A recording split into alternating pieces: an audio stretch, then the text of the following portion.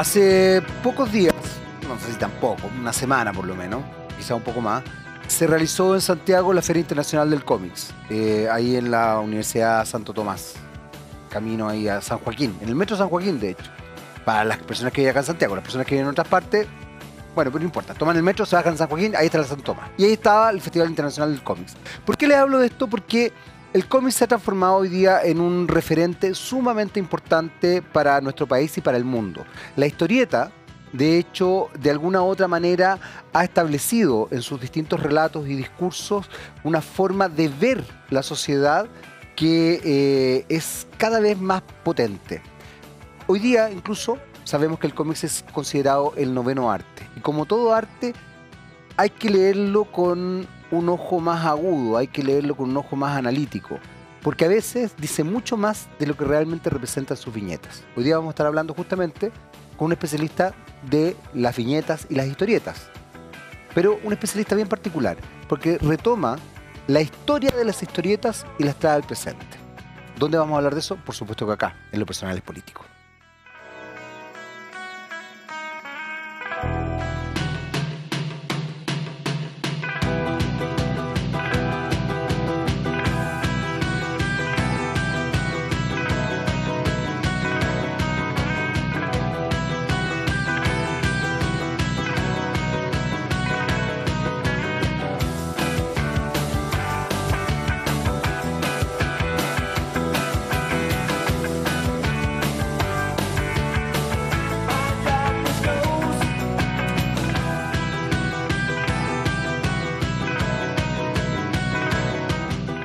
Hola, hola, ¿qué tal? ¿Cómo están? Ya estamos comenzando nuestro Lo Personal es Político del día de hoy. Y a raíz de... A ver, hace poco realizó el Festival Internacional de Cómics Santiago, ahí en la Universidad Santo Tomás, y obviamente este nuevo arte, o este noveno arte, como se ha dado en llamar el cómics este último tiempo, cosa que además comparto, creo que efectivamente es un arte.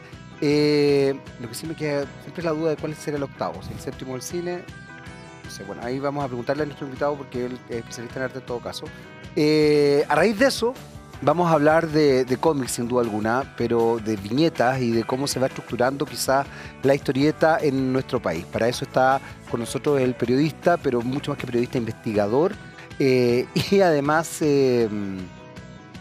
se me fue la idea, es director, eres director del no, ¿cómo es? No, solamente jefe. Jefe de un área. Pero jefe del área de... Archivo, lámina y estampa, la Biblioteca Nacional, claro. Nuestro invitado, Claudio Aguilera. ¿Qué tal? Ya, para que sepa.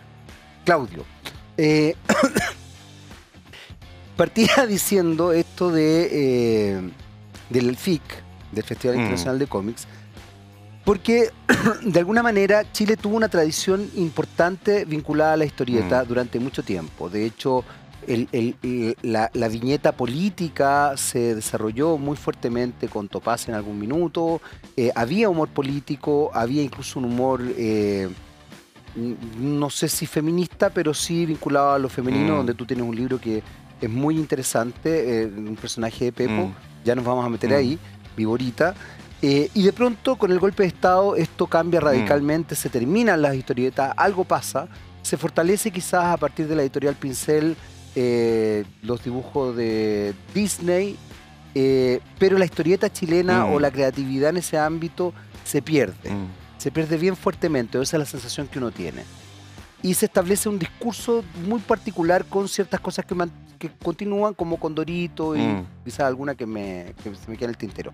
Y en los 80 tiene un revival potente, aparece la Trauco, aparece la Beso Negro, aparece, me deben quedar alguna historieta o revista en la cabeza. Pero Matucana, Bandido. Bueno, muchas, sí. Y aparecen también dibujantes importantes que generan un peso específico. Está Carto, que ya falleció hace un tiempo, está Yoyo, Mauricio Alfate, Maliki también, efectivamente.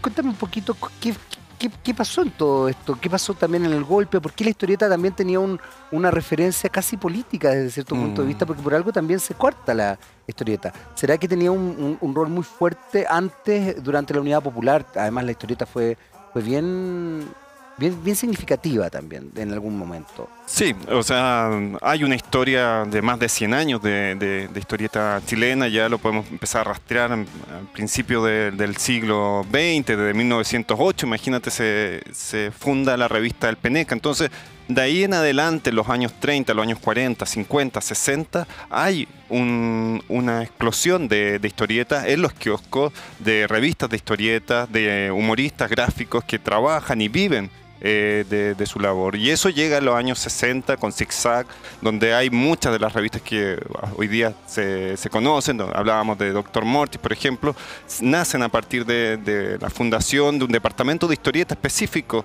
en Zig-Zag que llega a publicar cerca de 25 títulos distintos. O sea, los kioscos chilenos en los años 60, los años 70, principios de los 70 estaban llenos de historietas chilenas. Y claro, ¿y qué pasa? Que durante con el golpe hay una restricción de las publicaciones, hay una atención a lo que se está publicando, había que pedir permisos para publicar, y muchas de las historietas picarescas que se hacían, que era una tradición, como El Pingüino y otras después, Pingüino, Pepe todo eso Antártico, se va acabando, sí. Y el mercado editorial en general, no solamente la historieta, sino de los libros, se va comprimiendo fuertemente. Entonces hay que esperar a principios de los 80 para que salgan las revistas de oposición, que van a ser un espacio importante donde van a tomar voz Guillo, Herbie, donde va a ser una batalla contra la dictadura. O sea, hay una apuesta muy fuerte desde el humor político y muy arriesgado también, era peligroso para ellos. Bueno, el Fortín Mapocho resalta la figura de Margarita, por ejemplo, que era muy importante, digamos, que era esta escolar que claro, que hacía como una mínima editorial, claro, por así decirlo. Claro, entonces, y en paralelo, o sea, todos estos dibujantes se están jugando contra la dictadura, que imagínate que estaba prohibido representar a Pinochet, o sea, y era... Fue Guillo el primero que lo representa, ¿no? Creo que si no Guillo, pero por ahí. Pero fue en esa época, claro, y de hecho fue una situación bien controversial, y había censura, y los directores de la revista se iban a la cárcel, o sea, de eso estamos hablando. Y por otra parte, claro, una historieta under que venía con influencia de la gente que estaba, los jóvenes que están volviendo del exilio, o que habían conocido un poco lo que estaba pasando en Europa, el cómic estadounidense más marginal, y traen todo eso que se junta con la música, se junta con una escena ya totalmente distinta, ¿no? Una escena que quiere cambiar, que quiere romper esta larga noche que ha impuesto la dictadura. Entonces hay una efervescencia, una fuerza que se proyecta hasta el día de hoy, aunque fue poco tiempo, ¿no?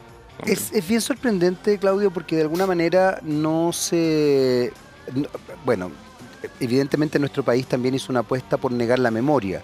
Desde ese punto de vista, en general, este tipo de temáticas no solamente no se conocen, sino que no se establece un continuo respecto a la historia que tuvimos pre-golpe, golpe, incluso en los 80. Se idealizan desde cierto punto de vista ciertas cosas, pero fundamentalmente se niega. Es como un esconder la historia debajo de la alfombra. Hasta el día de hoy, el discurso de algunos políticos es: no hablemos del pasado, no volvamos al pasado, como si el pasado fuera algo demasiado horrible que no hay que ver, y es un discurso también que se sostiene en lo social. La historieta es parte de esa memoria, es parte fuerte de esa memoria, y tú haces un trabajo también de memoria bien importante respecto a eso. ¿Por qué rescatas la memoria de la historieta? Sí, me interesa la ilustración y la historieta particularmente porque creo que es un documento poco analizado en general. Hoy día están saliendo algunos investigadores, tenemos grandes personalidades de la investigación, Jorge Montealegre, Moisés Jason y otros investigadores también en las universidades, están habiendo investigación. Pero me interesa porque es un documento que queda bajo el radar.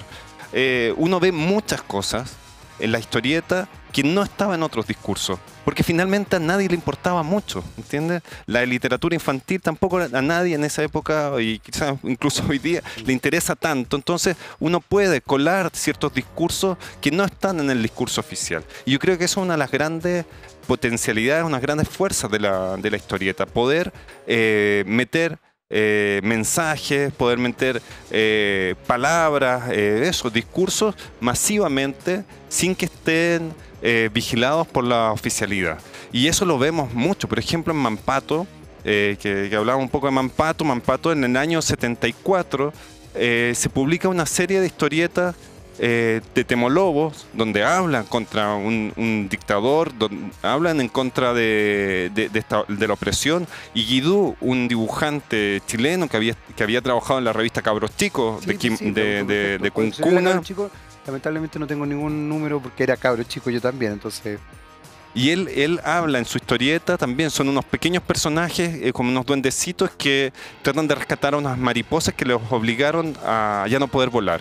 Y cantan Víctor Jara, y eso en el año todo, 74. En el año 74, 75. O sea, imagínate, o sea, la dictadura está totalmente instalada, y en revistas bastante oficiales como Mampato se cuelan esos discursos. Entonces, eso es sumamente interesante. Entonces, por eso yo siempre digo que el tema mío con la historieta, con la ilustración, no es la nostalgia.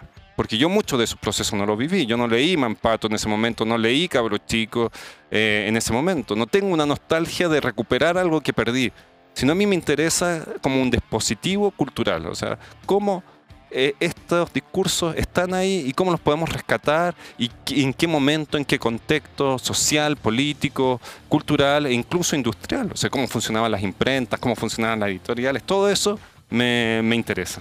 Es interesante esta idea que planteas, Claudio, porque en definitiva ese dispositivo cultural de alguna u otra forma también es establecido en una mirada minorizada desde el mainstream y desde el oficialismo. Voy a hacer un paralelo que espero que no sea ofensivo, pero recordé, dado también una parte de mi trabajo, algo que pasa que a mí me pasaba mucho cuando yo trabajaba en farándula. Que me da mucha risa porque de repente decía, pero que tú trabajas en farándula, como que uno fuera una especie de pelotudo porque trabajaba en farándula.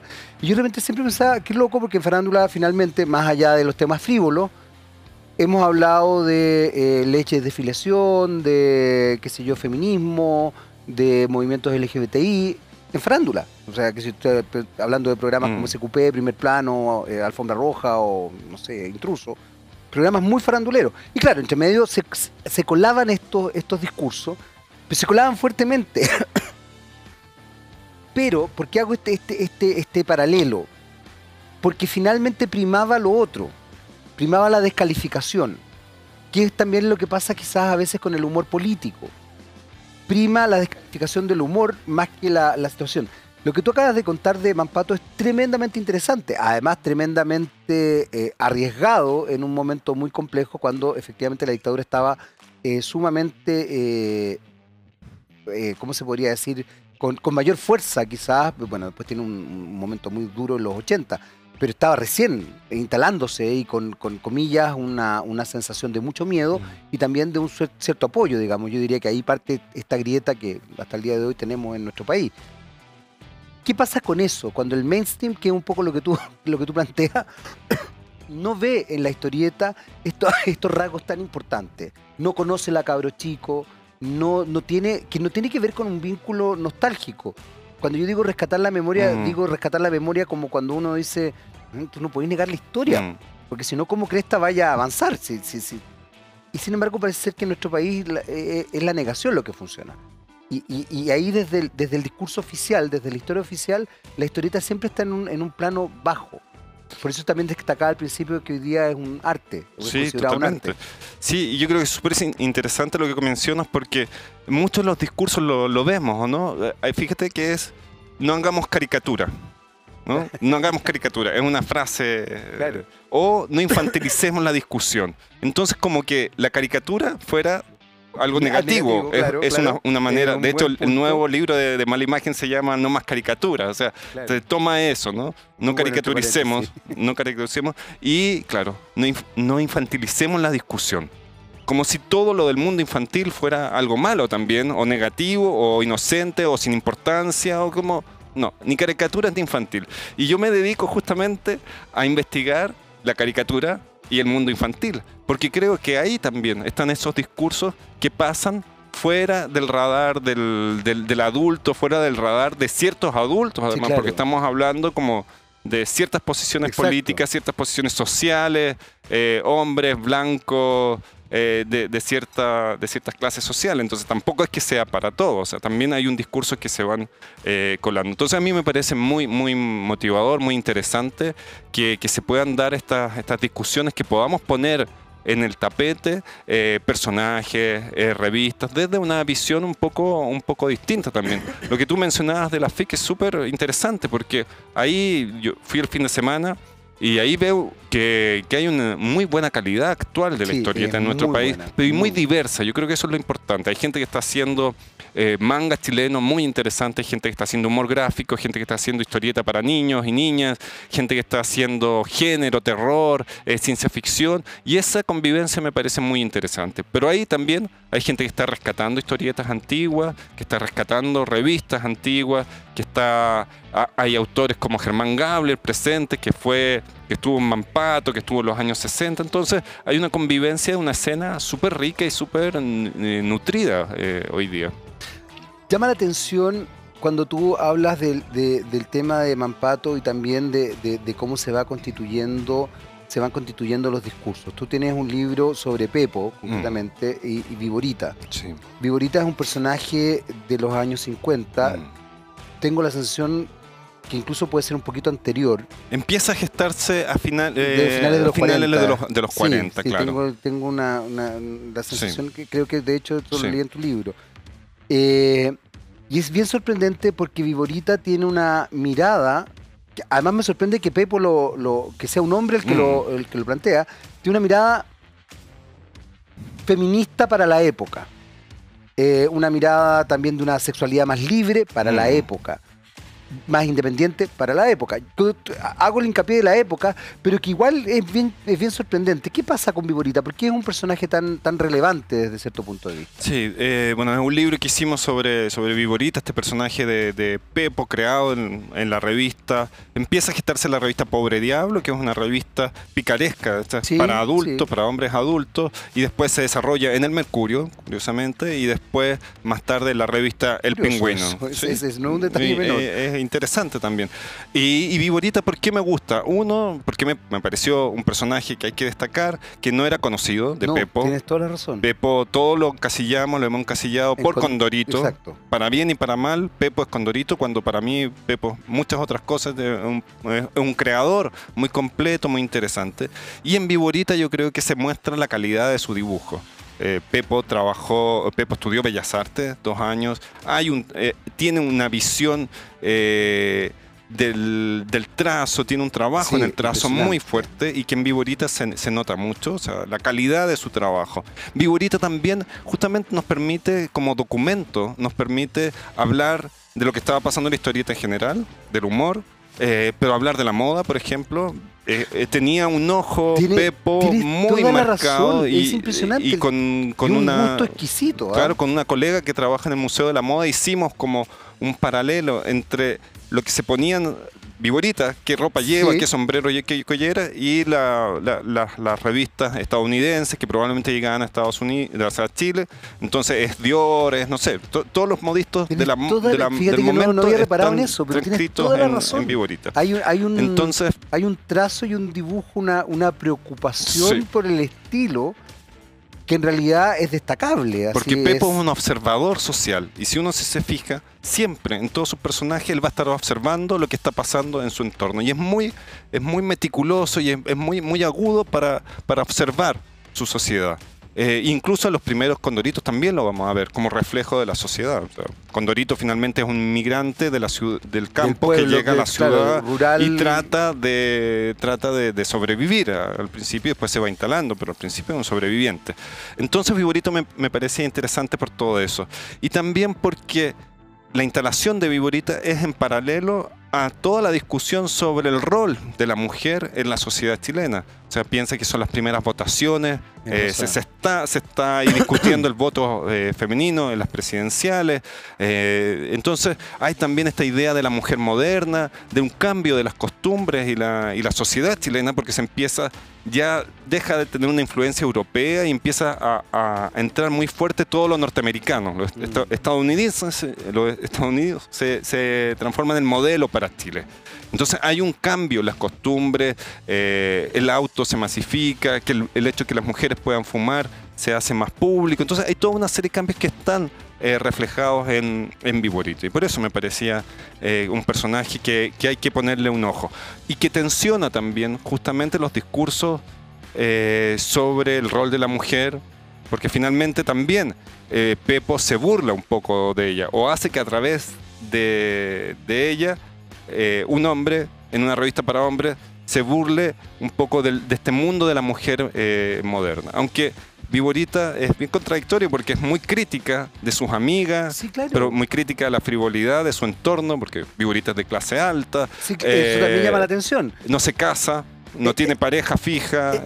Todo eso llama la atención, sí. efectivamente. Y además tiene una vinculación con el mundo revisteril, por ejemplo, que a mí me llama la atención. Yo he logrado ver algunas viñetas donde ella está muy vinculada al mundo de vedettes, tiene una cosa muy... Una vida nocturna, ella tiene una vida nocturna, se junta con los amigos y las amigas, ella está tomando, la muestran con trago una también. suerte de... Que en esa época podría haberse leído como una visión más masculina de una mujer en el sentido de la libertad con que se manejaba.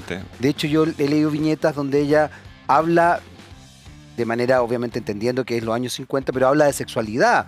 Totalmente. Pero de sexualidad desde la mujer, de una sexualidad más libre, digamos. O el no sentido de casarse, por ejemplo, si puede obtener lo mismo sin casarse. O sea, hay una serie de temas que él va instalando y que probablemente no pasaron, no se captaron en toda su profundidad, en toda su dimensión en ese momento, porque si no hubiera sido mucho más polémico. Bueno, yo creo que ahí entra un poco lo que tú decías respecto a este ejemplo que diste de Mampato en el 74.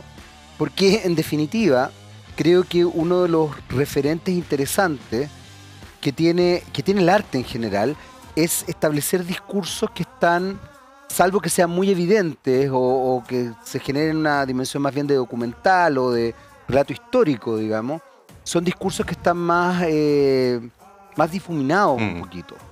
Se da en el cine, se da en el arte.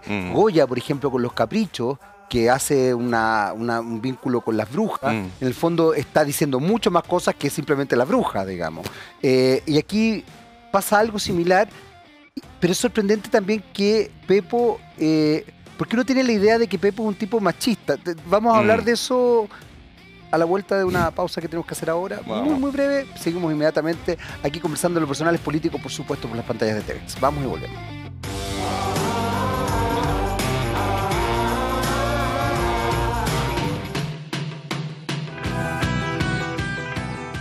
Muy bien, estamos de vuelta para nuestro segundo bloque de los personajes políticos. Seguimos conversando con Claudio Aguilera. Recordarles que estamos hablando de cómics, estamos hablando de viñetas, de historia, y estábamos justamente comentando un personaje muy importante que es bastante desconocido. En realidad yo lo descubrí hace poco y Claudio tiene un libro muy interesante. Se los recomiendo que la busquen, porque además es bien fascinante en realidad lo que pasa con ella. Porque además es un personaje muy atractivo en realidad. No sé si tiene que ver con esta cosa de la moda, pero es una fantasía bonita la que genera Viborita.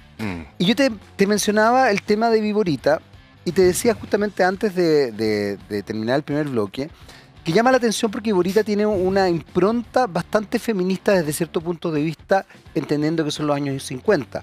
Tú me sumas además que estaba en una revista picaresca.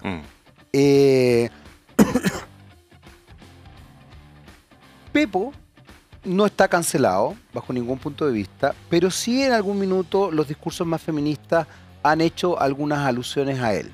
También Pepo, de alguna u otra manera, fue establecido durante la dictadura como un dibujante más bien vinculado efectivamente al régimen. Cosa que no sé si vino desde una fantasía que se promulgó desde el discurso, desde el relato de la Junta, digamos, de ahí, que es un poco lo que pasó con Gabriela Mistral también. Gabriela Mistral era una demócrata cristiana bastante acérrima, y yo diría que una demócrata cristiana del ala más bien de izquierda de la democracia cristiana, lo que probablemente habría hecho que no estuviera muy de acuerdo con el golpe o con la dictadura, digamos. Pero sin embargo se transformó en un ícono, un referente cultural en ese minuto. Eso ha ido variando hoy día. No sé lo que ha pasado con Pepo hoy día, pero efectivamente algo pasó con él en los años 80 como impronta, y hoy día, dado los movimientos feministas, sobre todo el 2018, insisto, no está cancelado, pero la mirada que se puede dar sobre él tiene algunos ribetes más bien machistas, etcétera, etcétera. Quizás también al alero de Condorito. Por eso me llama la atención lo que pasa con Viborita. ¿Qué pasó ahí? No, creo que, o sea, no hay mucha vuelta. O sea, la producción de los años 50 de casi todos los artistas, hombres de la época, es machista. O sea, pero Viborita no era ahí, machista. está ahí. O sea, si lo miramos desde la perspectiva de hoy. Tienes razón, ese es un muy buen punto. Ahora, como yo siento un trabajo en la historia, a mí me cuesta mirar con ojos de hoy día lo que se hizo antes. Entonces a mí lo que me interesa es traerlo al debate, o sea, que se discuta, o sea, que se discuta si es feminista, si es machista, ¿no? Que se discuta, a mí me parece bien. Mi trabajo es traerlo al del pasado y decir, mira, esto se hacía, este es el contexto, estos son los distintos niveles de discurso. Así que debatan. A mí lo que yo no estoy de acuerdo es en la cancelación a priori. Creo que pero tú has escuchado discursos cancelados. Sí, totalmente. Yo lo he escuchado, por eso lo traigo al tapete. Pero a mí me parece importante que más allá de esos discursos de cancelación, investiguemos, revisemos, releamos, y si se quiere decir sí, bueno, es machista, lo es, probablemente, pero también dentro de ese machismo instalado, quizás es una fisura. Yo creo que es una pequeña fisura, una muesca en un machismo instalado en un discurso machista. Sí lo es. Porque sí da la voz a una mujer que no es tan objeto como las otras mujeres que aparecían en ese tipo de revistas y que eran dibujadas. En un contexto en que no había mujeres historietistas. No había. Recién en los años 60, a finales 60, 70 va a haber mujeres historietistas.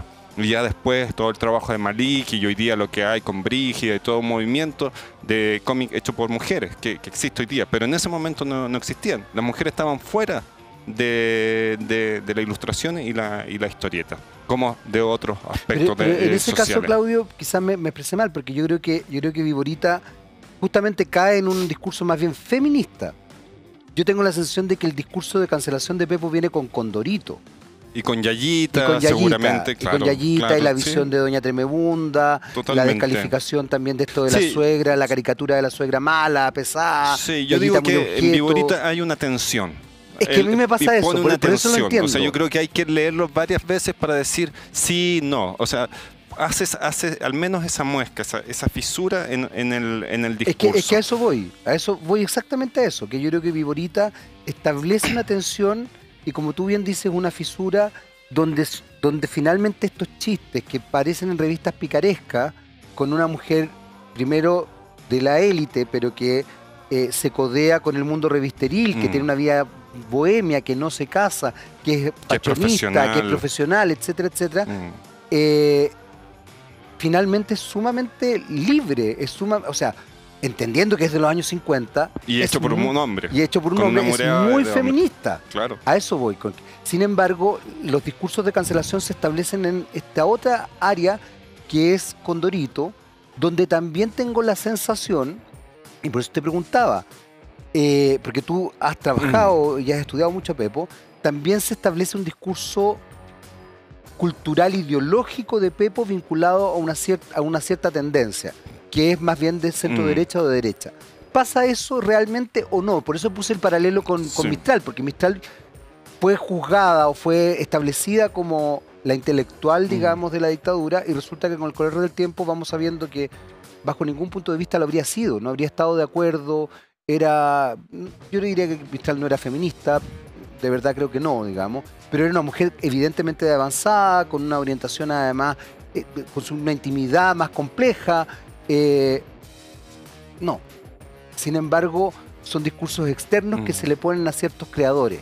¿Qué pasaba con Pepo? Eso quiero decir. Yo he pensado harto en esa situación política de Pepo. Yo creo que no es tan fácil tampoco, no es blanco y negro en su caso. Que también pasaba mucho. Pasaba mucho porque es otra forma de hacer política en Pepo. Yo creo que él siempre dijo que Condorito, Pepo trabajó muchísimo en revistas políticas. En Topase, él empezó en la revista Topase, sabía, más de 40 años trabajando en Topase. Había estado en Topase. La principal revista política chilena. Absolutamente. Así como Sacapica, y tuvo problemas con los presidentes, y casi se tuvo que ir relegado a Chiloé porque su tío, que era un primo de su papá, que era presidente, Juan Antonio Ríos, no le gustó un chiste y casi lo manda, tuvo que ir a juicio, o sea, estuvo complicado en ese tiempo. Y él se cansó, él siempre decía que se cansó de la política y que él quería algo distinto a la política, porque la política era un día estás bien, un día estás mal, un día te pueden perseguir, un día te queman la revista, entonces a él le cansó eso. Y él decía que Condorito, ¿por qué había tenido éxito? Porque era apolítico. Pero también sabemos que eso es imposible. Entonces uno empieza a leer la revista, a leer, o sea, todo. Yo he leído mucho Condorito, sobre todo hasta los años 70, 75, y siempre la contingencia está ahí metida. Ahora tampoco voy a decir que es un activista político, pero sí uno puede leer una contingencia social, la cesantía, el mundo que está viviendo donde hay pobreza, donde hay también abuso. Eso también es político. Absolutamente, cierto arribismo, el clasismo. Lo que demuestra. Y por otra parte, acordémonos del Roto Quesada. O sea, Pepo es un antimilitarista, está alejado de la Iglesia Católica. Uno puede leer eso en Condorito, Sí, que hay una distancia, aunque en algún momento sale con el Curas Boone también. Entonces uno dice, vamos por acá, ¿y qué pasa con esto? O sea, son discursos muy contradictorios que es difícil definirlo. A mí me parece, creo, que Pepo tenía esta visión pre-golpe de la política, que no era todo tan diverso, todo tan así tan contradictorio, era mucho más diverso. Es que ese es un y podían compartir entre sus dibujantes, había dibujantes de distintas tendencias políticas, de distintos lugares sociales, y compartían más o menos en la misma mesa, y eran todos dibujantes. Es que eso es muy interesante, Claudio, porque efectivamente también hay una distinción que yo creo que va muy de la mano con la hipercompetitividad que se desarrolla con el modelo y el individualismo también, claro. Porque efectivamente, pre-golpe de Estado, hay un continuo político y hay una convivencia bastante fraternal. O sea, bueno, Allende era un tipo de la élite, absolutamente. O sea, era un médico, pertenecía a un cierto mundo más bien sofisticado, intelectual, cercano a Frey desde cierto punto de vista. Romero Tomic, yo lo he dicho muchas veces acá, pero creo que es importante repetirlo para que la gente lo entienda. El programa de Tomic no era muy distinto al de Allende, el programa político, o sea, lo que demuestra también que Allende, si bien cuando se fantasea con todo lo que se ha inventado también después, hay un rasgo de realidad que uno debería empezar a imponer, cosa que se pone poco, lamentablemente, hoy día desde los medios. Y en Frey ya habían cambios sociales. Y en Frey ya había cambios sociales muy fuertes, políticos, que Allende además consolida algunos, que además vienen incluso de Alessandri, que era de derecha. O sea, lo que quiero decir es que lo que tú estás planteando, Claudia, es muy interesante porque esa convivencia, esa especie de fraternidad solidaria de un continuo de la construcción de un Estado, hoy día no lo tenemos. Hoy día se establecen los conceptos de retroexcavadora, los conceptos de te gané, los conceptos de si perdiste eres lo peor, no tienes nada que decir, etcétera, etcétera, etcétera, de lado y lado. Esta idea de un abismo muy fuerte, este concepto de la grieta que tienen los argentinos, que es muy potente, pero que en realidad es muy gráfico y es muy interesante porque desune finalmente a un país de manera muy categórica. Y cuando tú planteas lo de Pepo, efectivamente, claro, hay un juego mucho más, hay un devenir distinto, hay un navegar distinto en el mundo social y político, donde se podía efectivamente pensar algo, pero tener elementos de otra cosa, y desde ahí, hoy día no, pues hoy día es como, no sé, ¿qué votaste? Ya, eres tal cosa. ¿Por qué estás de acuerdo? Entonces eres esto otro. No, pero es que entonces tú eres... Algo pasa ahí. Y es muy loco porque tengo la sensación de que el cómics, que es algo que tú decías en el primer bloque, sí se hace cargo muy fuertemente de eso. La viñeta se hace cargo, más allá de la viñeta política. Soslaya fuertemente los discursos sociales. Lo acabas de mencionar con Condorito. Sí, sí, yo creo que lo que sucede con Pepo particularmente, y hay testimonio de que después del golpe él acogió a dibujantes Sí, sabía que no estaban tenían perseguidos, claro. trabajo, como muchos de los dibujantes, y los recibía todo, y la política no era un tema, era buen dibujante, vienes a trabajar acá, y había una convivencia. He leído entrevistas de Pepo de los años 80 en que dice, hoy, ¿qué pasó con este país? Que ya nadie se ríe, ya no nos podemos reír, ya no tenemos derecho a reírnos. Ya no hay revistas donde reírse, donde hacer estos personajes. O sea, también él era crítico él decía, los militares no tienen humor. Entonces, no podemos hacer revistas porque los militares no tienen humor, porque no les gusta que se rían de ellos. Cuando él se había reído siempre de los militares durante toda la Claro. historia de Condorito. Entonces, también hay una visión crítica de lo que está pasando, pero que eso, por supuesto, no se transforma en un discurso político No, pues hay que ser más agudo para hacer el explícito. análisis, digamos. Y sobre el otro tema es cómo, claro, la historieta tiene esa posibilidad. No es que sean todos tampoco. No, claro. O sea, vamos a leer mucha historieta en que no vamos a...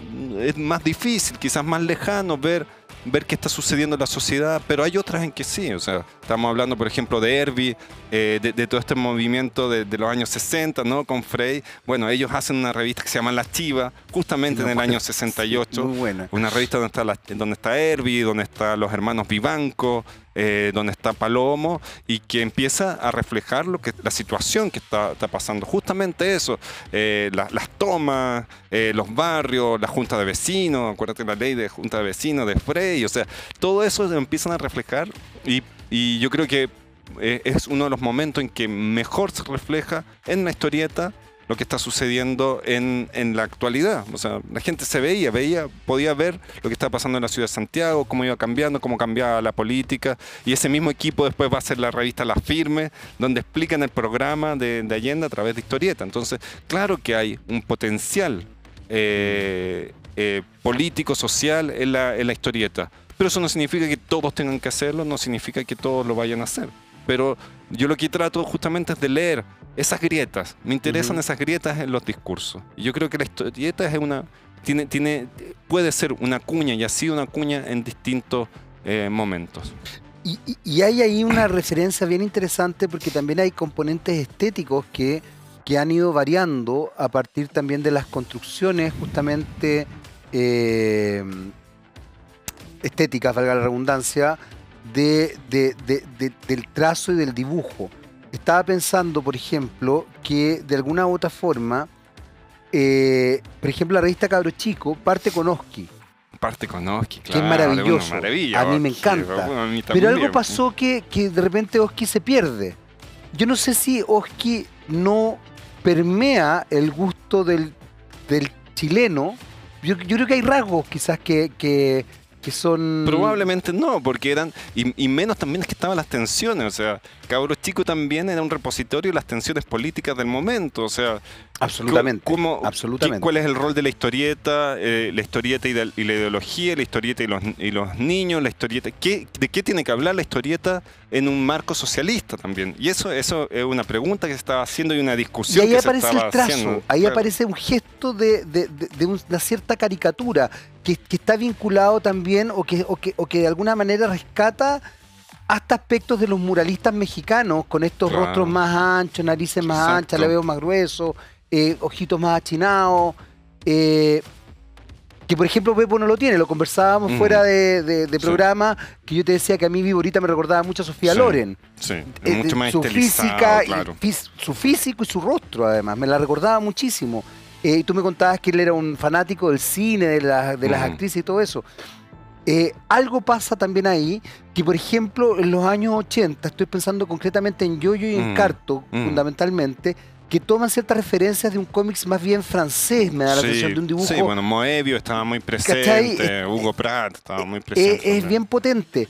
Hay un gesto que se empieza a desarrollar, hay características, porque por ejemplo Yayita, yo creo que tiene una referencia bien potente a Viborita en algún minuto en la impronta estética. Totalmente, o sea... No en el discurso. Pepo se reciclaba mucho su trabajo. No sé, hay Doña Tremebunda en una historieta, se llama Una historieta de OK, que sale en el año 53. Es como una señora pechugona. Exacto, y después él la retoma más adelante como Doña Tremebunda. Él hace mucho eso, se copia los chistes, los pasa de una revista a otra. O sea, él está reciclando porque está pensando en algunas cosas que hay líneas que le interesan y las va cambiando. Entonces, claro, y allí Viborita continúa de alguna forma en Yayita, claro. Más frívola, menos quizás como más apartada del protagonismo, mucho más apartada del protagonismo, pero está ahí. Aunque también yo creo que Yayita hay que remirarla. Yo pienso igual que tú. Yo creo que hay... Lo que pasa es que con Pepo y con Condorito, lo que sucede es que hay muchos Condoritos. Entonces cuando tú o alguien habla de Condorito como si fuera una unidad, es muy complejo, porque en realidad el Condorito naciente del año 49 es muy distinto al año 60, 70, que son los que más me gustan, 50, 60. Y hoy día Condorito es casi como el Pato Donald, digamos. Muy distinto a lo que pasó después de los años 80, después cuando se internacionaliza, cuando se industrializa. Exactamente. O sea, entonces tampoco podemos hablar de un personaje unitario. Ha ido cambiando y ha ido evolucionando también. Y eso a mí me parece interesante, porque Chile ha ido cambiando también, o sea... O sea, el Chile que éramos en los años 50 es muy distinto al Chile del 2000 y de alguna forma, si uno lo mira bien, Condorito, y ya no Pepo, porque Condorito pasa a ser como de muchos dibujantes, ¿no? Como de un taller. Condorito también refleja eso, o sea, refleja estos cambios, este deseo de tener, deseo de aparentar, deseo de que te vaya bien económicamente. En cambio, el Condorito de los años 40 y 50 es un Condorito que como no tiene nada, tiene que crearse todo, y entre las cosas que hace, lee, va a la universidad, no a la universidad, pero estudia, y lee. Varios chistes son a partir de la lectura, entonces también, porque tenía un reflejo en la sociedad, o sea, para crecer había que leer, había que estudiar, la gente quería progresar no solamente económicamente, sino también intelectualmente, socialmente, era bien visto leer. Entonces, son reflejos de Chile que han ido cambiando, y eso es algo que también hay que entenderlo. O sea, pretendemos que un personaje se mantenga en el tiempo cuando en realidad nosotros también como sociedad hemos ido cambiando eso hace fuertemente. También que el personaje vaya evolucionando de alguna manera acorde a la sociedad. Lo que tú dices es cierto. A mí me ha sorprendido, por ejemplo, cómo Condorito de vivir en una media agua con Fanalosa, o sea, no Fanalosa, con Fonola, claro. Eso, Fonola. Es que también había un personaje que se llama Fonola. Entonces, con Fonola y con neumáticos arriba para que no se lloviera, piedra, claro. Y con piedra. Porque eso era Chile, absolutamente, o sea, las poblaciones callampas eran así y el campo también, el mundo rural era sí, absolutamente. Chile era así. Hoy día es, por eso me acordé del Pato Donald, pero hoy día es como una casa buena, en un barrio bueno, o sea, muy... Condorito es otra cosa. Bueno, además la internacionalización, yo creo que marca referentes importantes porque establece también un desprenderse incluso de la identidad chilena de Condorito, claro, propiamente tal. Hoy día hay gente que dice, no, pues si Condorito es peruano, y eso es un tremendo acierto, o sea, haber logrado eso es potente, claro. Es muy fuerte.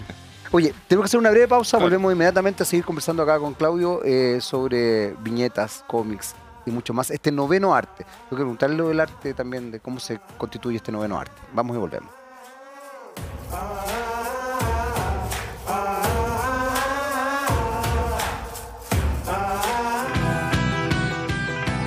Muy bien, ya estamos de vuelta en nuestro tercer y último bloque de Lo Personal es Político. Seguimos conversando con Claudio Aguilera de el cómics y habíamos justamente hablado de este noveno arte. Estábamos discutiendo ahí, estábamos conversando, más que discutir en realidad. Se nos perdió el octavo arte. Si alguien sabe cuál es el octavo arte, quería que nos cuenten. Pero más allá de eso, yo decía al principio del programa, Claudio, que me encanta que se establezca el cómic como un arte, porque yo creo que es un arte, sin duda alguna lo es. Además es un arte que desde cierto punto de vista y de manera muy interesante, a propósito de lo que tú mencionabas de Condorito, potencia la lectura. Creo que también las referencias que hoy día tenemos culturales, a mí me gusta leer, pero creo que también hay una dimensión desde ciertos grupos donde la forma de acceder a la lectura es a través del cómics, y el cómics efectivamente logra, la novela gráfica logra establecerse en una instancia, en un estadio que es bien interesante, que tiene que ver con la literatura y con el fenómeno óptico mental, digamos, más allá de que son imágenes, viñetas y globitos, ¿no? ¿Cómo se transforma en arte? ¿Cómo se va constituyendo en arte? Porque también ahí tiene que ver con lo que tú decías hace un rato, en el primer bloque quizás. Estas instancias, comillas frívolas, que no son nada de frívolas, van armando discursos, y discursos incluso académicos. Finalmente el arte es una artesanía exaltada, como decía la Bauhaus en su minuto. ¿Cómo se transforma el cómics en arte? ¿O cómo crees tú que va pasando eso? Yo creo que ha sido un cambio paulatino y progresivo. O sea, hoy día yo creo que ya nadie duda de que no sé, o sea, incluso llamarlo arte, o sea, que es una expresión válida y legítima, claro, ¿no? Y hecha pero hay de todo, como en el arte también, como en el arte plástico, o sea, hay cosas más comerciales, cosas que uno diría como con un discurso más profundo, más crítico, no sé, hay de todo. En la historieta también hay de todo. No diría yo que toda la historieta es arte. No necesariamente, pero sí es una expresión legítima y válida, donde hay discursos, donde se ponen en tensión discursos, donde es muy interesante también lo que pasa entre el texto y la imagen, que no es ni el texto ni la imagen la historieta, ¿no? Es una mezcla de los dos, una tensión de los dos y también una lectura en secuencia. Entonces pasan muchas cosas muy interesantes en una historieta. Ahora yo creo que ha pasado en los últimos, digamos, 20 años quizás, es la emergencia, claro, de esta figura que es la novela gráfica, ¿no? Que son textos más largos, autoconclusivos, donde uno profundiza un poco más en un personaje, en una temática y puede, o sea, una lectura más compleja, se supone, ¿no? Más intensa también. Y eso ha permitido que la historieta salga de los kioscos, porque ya no hay kioscos, ya no hay revistas, y lo que ha sucedido, el fenómeno, es que ahora las historietas están en los libros. Ese es un gran cambio, y que eso acompañado también de una reivindicación de la cultura de masa, de un interés académico, un interés de los medios por lo que está sucediendo, por entender este fenómeno, un crecimiento también en la cantidad de gente que está leyendo, premios, consagraciones, festivales internacionales y nacionales importantes. Entonces hay un fenómeno que ha permitido esta proyección de la historieta. Mercado, porque no nos podemos olvidar de que por lo menos las sociedades capitalistas son las que hoy día predominan, incluso en gobiernos comunistas como el chino, digamos. Un mercado en construcción, claro, digamos, hay un mercado en todavía está creciendo, pero es algo que se ha instalado, yo creo, y que el debate sobre la historieta, ya no como acceso a la lectura, como lectura en sí misma. O sea, uno lee, o sea, no es como antes, era como el camino. Lee primero Condorito y tú después vas a leer otras cosas. Ahora uno lee. Eso es una lectura, y que a mí, ¿sabes qué? Me parece súper importante, porque también leer críticamente el mundo, todo lo que leas, desde una publicidad hasta los titulares del diario, todo lo que vas por la calle, leerlo críticamente es fundamental hoy día para poder situarse en el mundo en que estamos. Entonces me parece muy importante que los niños y niñas lean críticamente sus libros de texto, el diario, la revista, Condorito, todo, porque eso les va a dar herramientas también para ser ciudadanos críticos. Hay algo que mencionaste que a mí me llama la atención, porque en general el mercado, por ejemplo, de las editoriales y de la revista sigue funcionando en el resto del mundo. ¿Qué pasó en Chile? Y funciona con éxito, con relativo éxito. Sí, pero cada vez más acotado. O sea, los medios de comunicación impresos en general, las revistas en general, yo creo que no es lo mismo que eran hace 50 años. No, o sea, estoy de acuerdo. Ha cambiado mucho. Pero porque ha cambiado el mundo, claro. Persisten algunas revistas, pero hoy día la historieta me parece que sobre todo está situada en los libros, en la novela, en las librerías. A veces son por entrega también, ahí en Francia, en Bélgica, hay historietas que cada un año se va entregando un capítulo y después se hará un compilado, o sea, pero ya no son revistas, no están en el kiosco, aunque siguen existiendo en kioscos. Hoy día lo único que hay en kioscos son un poco las reediciones que se están haciendo y bueno, y los nuevos números de Condorito. O sea, finalmente después de toda esta historia, Condorito ha seguido sobreviviendo en los kioscos, y eso a mí también me parece muy interesante. O sea, como un personaje de hace 50, o sea, de hace 70 años sigue vigente para algunas personas. Eso te iba a decir, y sigue No, vigente mucha además gente, incluso ¿no? para nuevas generaciones. Mi hija menor, bueno, grande, tiene 18 años, pero uno de sus grandes amigos es un fanático de Condorito. O sea, sigue vigente la impronta, los personajes y todo eso. Ahí algo pasa. Tú me estabas contando que se viene, porque ya nos queda re poco tiempo, pero no quiero dejar de pasarlo. Estás ahora trabajando en un tema que tiene vinculación con la revista Mampato, no con el personaje. Claro. ¿Qué es eso? Sí, es un libro que estamos pronto a publicar con Moisés Jason, investigador también de la historieta, en su editorial llamada Nauta, un libro que recorre la historia de la revista Mampato. Cómo nació, cómo se desarrolló, quiénes trabajaron en ellos, quién fue su director, o sea, qué personajes se publicaban, qué autores publicaban. O sea, tratar como es una especie de enciclopedia de la revista Mampato, y que nos ha tenido muy contentos también, un trabajo muy satisfactorio, muy intenso también de realizar, porque son muchos, o sea, 418 números de la revista, muchos personajes, muchos autores. Entonces ha sido muy interesante en esta revisitación, en esta mirada al pasado de la ilustración y la historieta. Además pasa un fenómeno bien particular ahí, porque efectivamente se vincula Mampato fundamentalmente a la figura de Temo Lobo. Pero hablábamos, por ejemplo, de Armstrong, que era un gran ilustrador, que de hecho es el creador quizás de una de las portadas más emblemáticas de Mampato, que es la del mamut. Totalmente, el Mampato número 1, claro. Y es muy loco porque como que se pierde en el tiempo una figura que de verdad es muy relevante en la revista y probablemente también en la historia de la ilustración y del arte finalmente chileno, ¿no? Y de la cultura en general, o sea, lo que pasó con Eduardo Armstrong fue un motor de un momento histórico y social muy importante, porque las revistas para niños se habían terminado al principio de los 60 con la revista El Peneca, y no había revistas para niños. Entonces Eduardo Armstrong decide crear esta revista que tenía la vocación de traer el mundo a los niños chilenos, a las niñas y niños, ¿no? Era difícil viajar, mucho más difícil que ahora, no había internet, por supuesto. Entonces podían buscar sus tareas, podían investigar, podían conocer. O sea, era una forma de traer el conocimiento, pero conocimiento con entretención. Entonces dicen, junto a Oscar Vega, bueno, hagamos un personaje que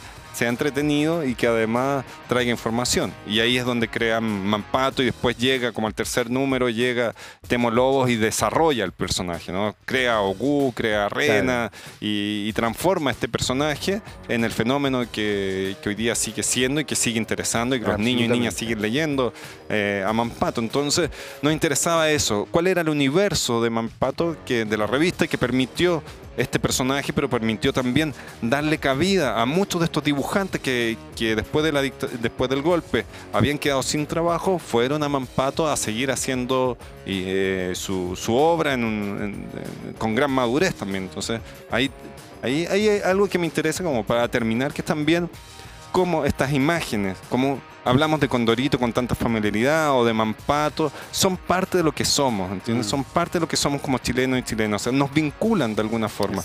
Si puede ser no sé, de haber nacido hace 50 años, puedes haber nacido hace 10 años, hay esa conexión. Y eso una de las cosas que también me parece importante. O sea, te hablaba como del vínculo histórico, de mi interés intelectual por la historieta, pero también encontrar en eso este vínculo afectivo que pareciera estar dentro de todos nosotros. Nos gusta o no nos gusta Condorito, somos también eso, ¿no? Nos gusta o no nos guste más Mampato, somos también eso. Exactamente. Y tienes toda la razón. Claudio, se nos acabó el tiempo. No te explico cómo puede estar estresado el señor aquí en la oreja. Pero muchas gracias por haber venido. Muchas gracias a ti por la conversación. Súper entretenido, súper interesante. Muchas gracias por la conversación. Y nada, pues yo creo, seguro que nos vamos a estar viendo de nuevo, sobre todo con este nuevo libro y probablemente con todo lo que desarrolla ahí la Biblioteca Nacional. Nosotros nos vemos en un próximo Lo Personal es Político, y por supuesto sigan en la compañía de TVX, que está increíble todo lo que viene a continuación. Chao.